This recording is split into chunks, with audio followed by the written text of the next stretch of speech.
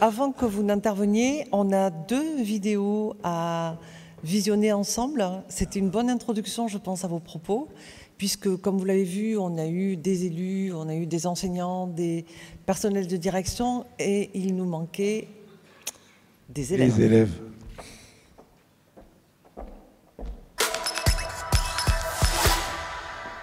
Je m'appelle Nina, j'ai 10 ans, je suis en classe de CM2 et je suis dans l'école Frascati, c'est dans le département de l'Hérault. Moi je m'appelle Yann et j'ai la camarade de classe de Nina. On a pu utiliser des machines. On travaille sur un programme informatique. Et ces machines, on appelle ça avec les maîtresses les Fab Labs. On peut découper du bois ou du plastique. On peut imprimer avec une imprimante 3D. On peut coudre et on peut faire avancer des petits robots ou programmer des robots mais sur l'ordinateur et avancer. Ça m'aide un peu puisque, par exemple, avec ma maîtresse, on écrit des histoires et après on doit les taper sur les ordinateurs. Les ordinateurs, je ne connaissais pas trop. Grâce au Fab Lab, j'y arrive un peu mieux et j'arrivais pas à aller sur une appli pour les élèves. Maintenant, j'y arrive. J'arrivais pas trop à écrire. Et grâce à un programme informatique, je fais beaucoup moins de fautes d'orthographe. On aura un Fab Lab dans toutes les classes. Moi, je me rêve un commis pour être plus dans la nature, être dans la technologie, être dans les deux pour me sentir à l'aise, comprendre ce qui se passe dans la vie. Moi, j'aimerais bien être orthophoniste. C'est des dames ou des messieurs qui aident les enfants ou les adultes à mieux parler.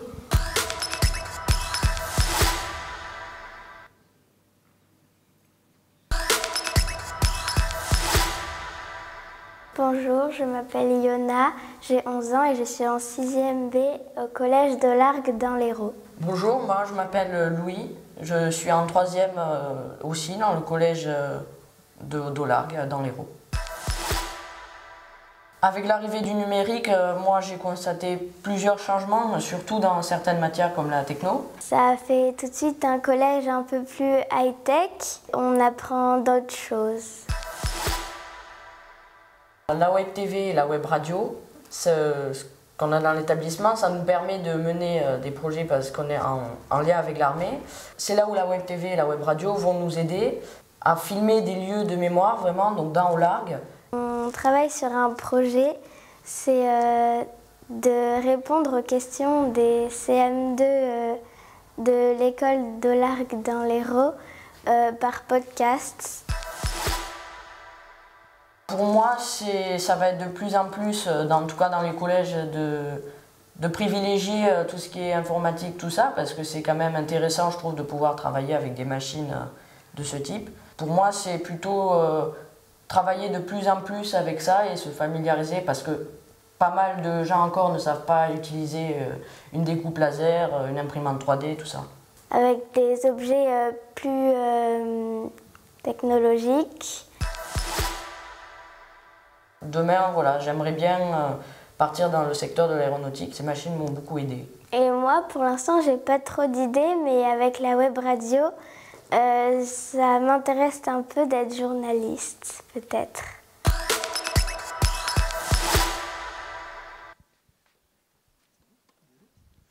Allez, on va y aller. On va essayer de gagner un peu de temps. Je crois qu'on a un petit peu de temps à rattraper. Donc, vous présentez Laurent Janin. Et puis peut-être vous dire aussi, par rapport à tout ce qu'on a vu ce matin, qu'il faut du temps pour faire tout ça. Moi, je répète souvent que c'est une pédagogie des petits pas. Et avec Laurent, ça fait 15 ans, 15 ans de vie commune, je crois. C'est ça. Et pour vous dire que c'est compliqué, parce qu'on s'est connus à l'école normale, après il a été prof à l'IUFM, après à l'ESP, après à l'INSPE, puis j'attends la prochaine, mais moi je suis à la retraite, donc je ne connaîtrai pas ça. Pour vous dire aussi qu'avec tout ce qu'on croise, c'est pas évident. Et l'idée ce matin, c'était de... souvent, quand on travaille ensemble, moi je faisais le terrain, je disais souvent que j'étais trouveur, lui il est chercheur, c'est aussi de vous dire que la recherche doit nous apporter beaucoup. Il faut savoir regarder, savoir écouter, et il faut travailler en relation avec un certain nombre de labos, comme on a fait avec le labo Bonheur. Et donc on va essayer petit à petit, à 20 minutes, essayer de nous ouvrir l'esprit et nous dire ce que dit la recherche par rapport au TNE qu'on a aussi créé quand on était à Cergy ensemble. Des problèmes de zapette? Mais non, il n'y a aucun problème de zapette. C'est moi qui suis allé trop vite. Alors bonjour à toutes, bonjour à tous. Donc comme on va aborder la question du bien-être, hein, bougez vos mains, bougez vos pieds, ça fait quand même 2-3 heures que vous êtes tous et toutes assises. Donc comme le disait Pascal, oui, 15 ans. 15 ans de travail où on a développé des problématiques numériques. Hier soir, au Petit Pot, on s'est retrouvés même avec des collègues, ça faisait même plus de 15 ans qu'on avait mis en place des éléments numériques dans les établissements scolaires. Hein, petite dédicace à Michel et à l'acteur de la pomme qui se reconnaîtront. Alors, en fait, quand Pascal m'a proposé de réfléchir à ça, ça tombait plutôt bien, puisque, allez, je vais essayer de me lancer dans de la communication et de la pub, puisque on vient, avec 2 autres collègues, Béatrice Mabillon-Bonfils et Alain Jaillet, de diriger un numéro spécial d'une revue thématique de recherche qui s'appelle, la revue s'appelle Phronesis et traite du bonheur. Et ma partie a été traitée de la problématique du bien-être et des enseignants dans le cadre du numérique. Alors cette revue, c'est 306 pages d'articles scientifiques, pas forcément très feng shui et bien-être pour votre lecture. Hein. Donc ce que j'ai fait, c'est que moi j'en ai fait aujourd'hui une petite synthèse en 9 diapos, pour vous rendre compte des indicateurs et des éléments qu'on a commencé à prendre en place, nous, en charge au niveau de la recherche, pas que nous en France, mais au niveau international. Alors, d'abord, il y a tout un pan de la recherche qui pose la question de la transformation, en se faisant appui de l'histoire. Et en plus, nous, l'histoire française, hein, on va depuis Debré jusqu'à aujourd'hui. On a eu des plans informatiques avec des choses qui se sont passées aussi de manière très massive. Ce qui est transversal à tous ces études historiques, c'est qu'il y a 3 invariants. La formation, l'utilisation et le temps nécessaire pour l'appropriation. Les TNE, la particularité très spécifique, c'est que ça intègre la problématique de la parentalité. Donc c'est un objet contemporain qui vacille en fonction des évolutions des technologies, en fonction des temps. Le numérique et les pratiques et la formation et autres. Donc on se retrouve à avoir cette proposition. On fait un parallèle, entre le avant, le pendant et le aujourd'hui. Il y a un deuxième parallèle, c'est sur les développements de compétences. Est-ce qu'on a développé des compétences spécifiques avec le numérique, que du point de vue des enseignants ou du point de vue des élèves? À quel moment on l'a fait? Quelles étaient les compétences? Est-ce que c'était des compétences et des connaissances didactiques ou transversales, hein? Et on voit arriver les compétences du XXIe siècle qui arrivent. On voit les problématiques de coopération, de collaboration. Donc on voit aussi d'autres indicateurs de recherche aujourd'hui et d'évaluation qui sont sur ces champs-là. On se pose aussi la question, mais est-ce que le numérique n'a pas permis de travailler l'ambiance, travailler le climat scolaire, travailler les compétences interprofessionnelles entre les collègues? Réponse oui, mais lesquelles? Et c'est surtout ça qui aujourd'hui se travaille. Donc vous voyez, quand on commence à s'intéresser à la problématique du bien-être et du numérique, on en a. Et le numéro spécial de cette revue le montre en plusieurs grandes catégories. L'autre catégorie, c'est sur la problématique du sentiment d'efficacité personnelle. Est-ce qu'on se sent en meilleure performance quand on va utiliser des outils numériques? Est-ce qu'on va avoir une plus grande motivation? Est-ce qu'on va avoir des meilleurs résultats didactiques, des pédagogies différenciées? On les a toutes entendues, pédagogie par projet, classe inversée, etc. Réinventer les problématiques de Freinet, Dewey, Montessori avec un nouvel outillage, voir si ça a des nouveaux impacts. Ça fait partie également des éléments de résultats de recherche sur la problématique du bien-être. Ce qui est intéressant, c'est que depuis les années 90, il y a des modèles d'acceptabilité du numérique. Alors, il y en a d'un point de vue informatique, hein, c'est le TAM, le Transfer Acceptability Model, et puis vous en avez par quelqu'un qui est plus connu en plus de la région, qui est André Tricot, qui a travaillé depuis des années sur les problématiques d'acceptabilité des outils numériques. On voit bien qu'une fois que ces outils vont être acceptés, vont être appropriés, eh ben, va se travailler potentiellement dans un collectif, une intelligence collective. Donc vous voyez là, je suis en train de vous brasser toutes des grandes catégories d'indicateurs, de matrices d'indicateurs, d'évaluation de ce qu'on vont être les TNE. Parce qu'aujourd'hui, on a la culture scientifique pour chacune de ces grandes catégories. Les catégories du développement professionnel, le développement didactique, pédagogique, des compétences transversales, de l'acceptabilité du numérique, mais une des grandes nouveautés, c'est la relation avec la parentalité. Et qu'est-ce qui se passe ? Eh bien, en fait, on découvre aussi qu'on a tout un pan, alors ça s'appelle l'économétrie de l'éducation, on a tout un pan aussi de la recherche qui dit « Attention, chers collègues, les évolutions technologiques, elles vont être soumises à des cycles, et les cycles, on ne va pas forcément les maîtriser. Et donc vous, est-ce que ça va être intéressant d'apprendre les technologies du jour ou d'apprendre à apprendre avec des technologies évolutives. Et je pense que le collègue juste après qui va parler de ChatGPT va montrer qu'il va peut-être falloir apprendre à s'adapter avant d'apprendre des techniques et des technologies particulières. Les collègues en économétrie nous rappellent les cycles de l'innovation. Ces cycles d'innovation existent. Le cycle de Kitchling, c'est 3 à 7 ans, c'est-à-dire qu'une innovation arrive et pendant 3 à 7 ans, elle se développe. Et si elle trouve son public cible, c'est un nouveau cycle qui s'appelle le cycle de Juglar. Et donc l'innovation va rester 8 à 10 ans. Typiquement, la transformation par le smartphone, la tablette et autres rentre dans ce cycle de Juglar et arrive dans une fin de ce cycle. Et donc, ce qui va être intéressant pour mes collègues économétrie de l'éducation, c'est de se dire qu'est-ce qui va se passer dans ce nouveau cycle. Ah, bah là, on voit découvrir que l'IA arrive. Et j'espère que vous avez bien remarqué que dans toutes les présentations qui ont été faites avant, tous les mots-clés ont bien été présentés, Pecha-Kucha, l'IA, l'intelligence collective, la personnalisation, l'individualisation. Et on voit bien que le nouveau cycle est en train d'arriver. Si vous prenez les recommandations de l'OCDE, l'UNESCO, par exemple, sur le digital après post-Covid, il n'y a plus de technique, il n'y a plus de technologie, il y a uniquement de la personnalisation, de l'individualisation par des outils technologiques qui vont nous le permettre aujourd'hui. Donc, on voit un nouveau cycle pointer, nous, assez fortement. On voit le cycle aussi de la réalité virtuelle qui commence à repointer, cycle qui a déjà existé en 1997 par le MIT, mais les business angels et les financeurs n'y croyaient pas beaucoup.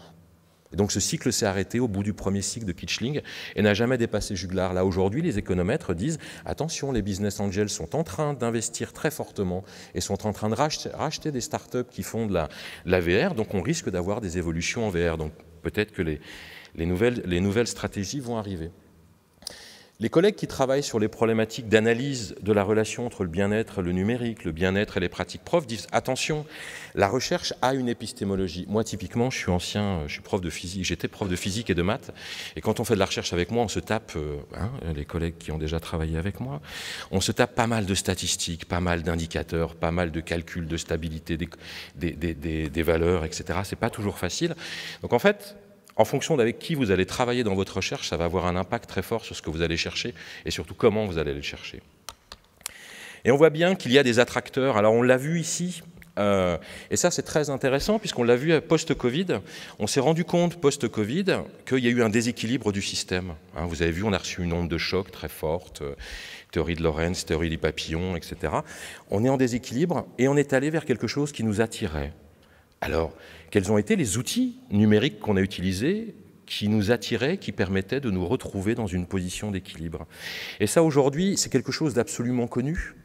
C'est toutes les théories de pilotage et de vente marketing, de digital marketing. Quand vous avez un produit nouveau et que vous le donnez à un influenceur qui est identifié comme étant un précurseur en fonction de votre objet dans un public cible, on sait que lui va toucher un public qui va permettre de générer. Donc ce précurseur va être un élément absolument important pour diffuser.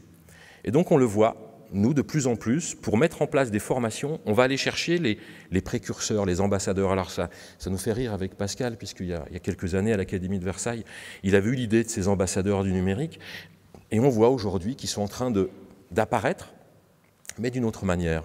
C'est-à-dire qu'on est en train de se rendre compte qu'on va aller chercher l'enseignant qui, au-delà de notre cercle de proximité, on va dire, rectorat, canopée, tous les acteurs du système éducatif, comment aller chercher l'enseignant X qui, lui, développe une pratique qui est reconnue par les pairs et qui parfois est invisible par l'institution, puisque c'est lui qui va être le vrai ambassadeur, et c'est lui qui va être le précurseur de nouvelles pratiques.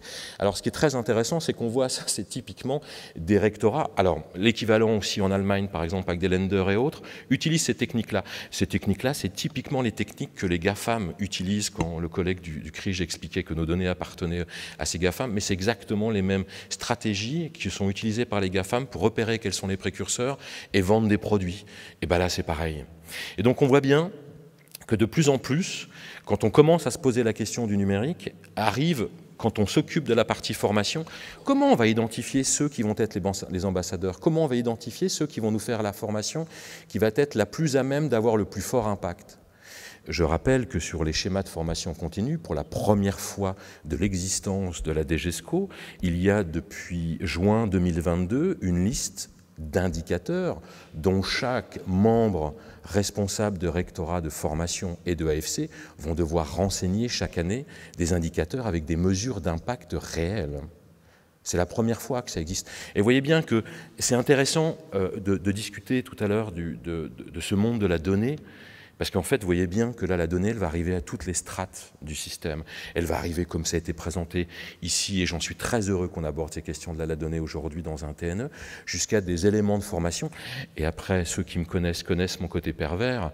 Quand on mélange Gaïa avec les outils, Gaïa, c'est l'outil de formation continue que vous avez dans les rectorats, et quand on mélange Gaïa, les outils, le trafic qui transite dans le Gard, ce qui est fait en formation et les utilisations qui est fait dans l'ENT, sous couvert d'anonymisation, de RGPD, etc., rassurez-vous, la recherche, nous, on sait faire, hein, et ben, en fait, on commence à réussir à faire des cartographies de réseaux neuronaux d'usage qui sont mis en place dans les rectorats et dans les collectivités, en partenariat aussi avec les collectivités. On commence aussi à mesurer l'impact de la dissémination de formation, l'impact de la dissémination d'usage, qui peuvent parfois être complètement hors du spectre.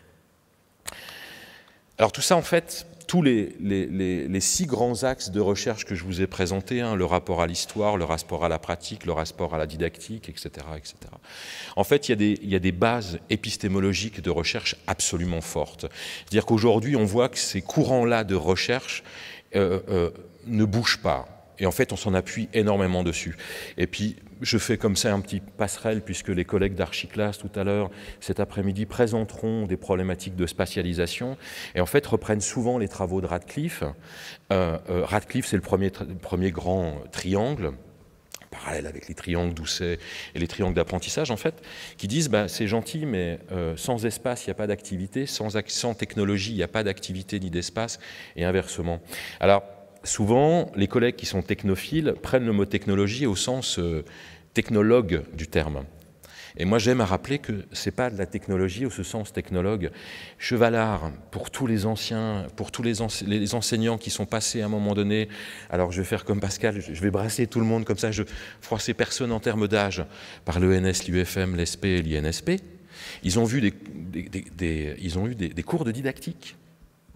Et un des papes français de la didactique, il y en a 2, c'est Brousseau et Chevalard, contradidactique, transposition didactique, vous vous souvenez de toutes ces choses-là, on vous en parlait. Et bien en fait, c'est la praxéologie de Chevalard qui explique que dans toute activité, il y a une tâche, il y a une technique, il y a une technologie, il y a une théorie. C'est-à-dire que l'enseignant ne fait pas ça au hasard, il va utiliser une technique qui va être des éléments pédagogiques, il va utiliser une technologie, la craie est une technologie, le post-it est une technologie. Évidemment, les outils, etc., en est une. Les tâches vont en être une. Les problématiques, comme je vous expliquais, du TAM, avec l'utilité perçue, le HUP, la facilité d'usage perçu avec le FUP, et avec l'IC, l'intention de comportement. C'est-à-dire comment je vais utiliser cet outil dans mes pratiques. Et versus comment je l'accepte en termes d'utilité, d'utilisabilité, d'acceptabilité. Ça, c'est les travaux de Tricot qui sont plus récents. Puisque le TAM par David, aux États-Unis, commence dès les années 80. où se pose la question de comment on va percevoir et recevoir des outils dans un espace de contrainte ou dans un espace de pratique.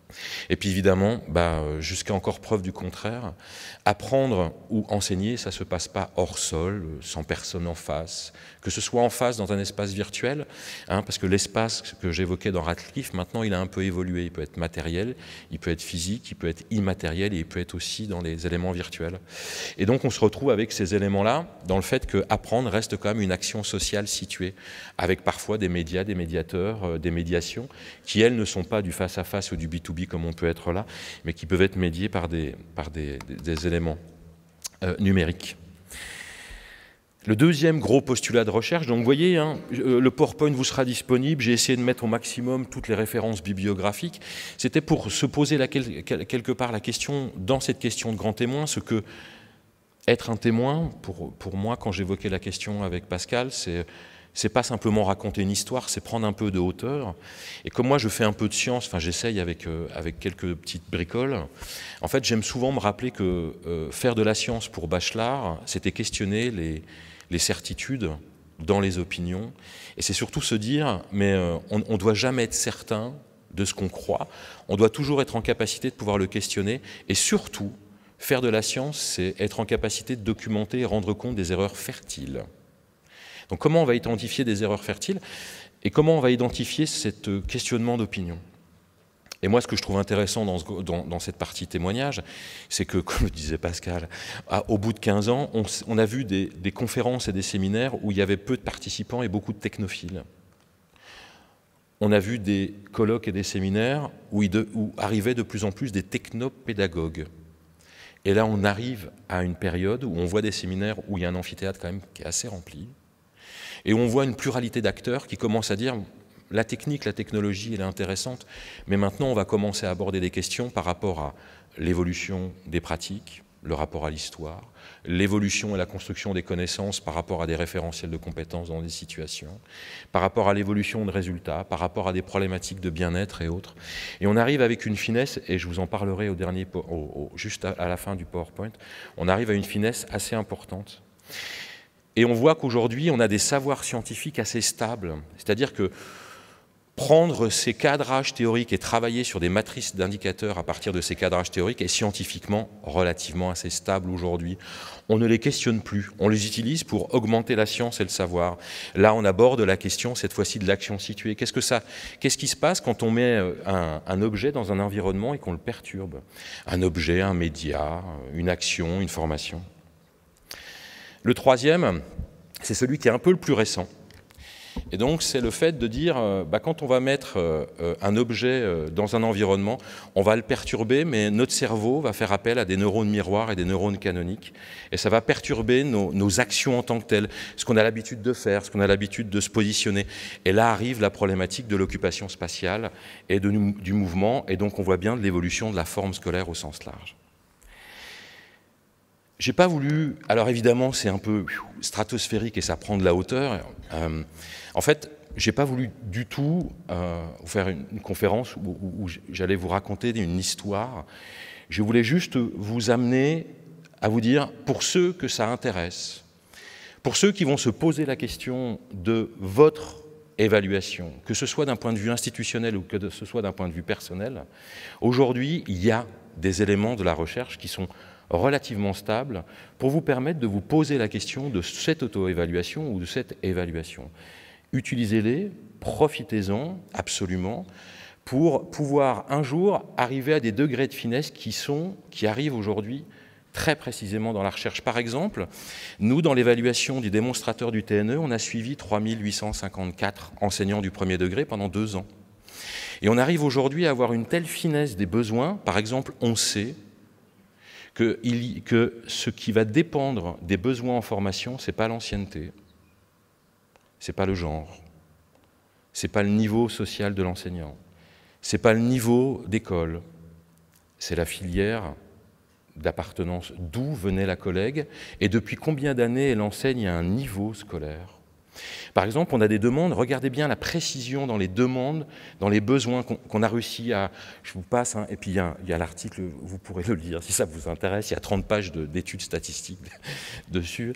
En fait, on a commencé à découvrir que les besoins, par exemple, sur le numérique étaient absolument précis. Je vous donne un exemple, mais qui regroupe beaucoup d'exemples. C'est une enseignante, 20 ans d'ancienneté, 5 ans d'ancienneté dans le cycle 2, qui nous demande, quelque part, et quand on croise, qui vient d'une filière lettres et arts, et qui est passée par l'UFM, et qui dit, mais en fait, moi, votre objet numérique, il faut qu'il me réponde à une question. Comment il va être en capacité de m'aider pour dépasser l'obstacle épistémologique que mes élèves ont quand on doit passer à la problématique de la division à 3 chiffres au numérateur et à 2 chiffres au dénominateur. C'est ça que je veux comme réponse. Ce n'est pas une réponse globale de pédagogie, c'est une réponse de professionnel qui aujourd'hui a identifié quel va être son besoin et à quel moment elle va en avoir besoin. Et d'un autre côté, quand on questionne les parents ont plus une vue de je veux absolument que l'outil numérique soit en capacité de m'apporter des tableaux de bord, des feedbacks sur le rapport que peut avoir mon élève face à l'exigence de l'école.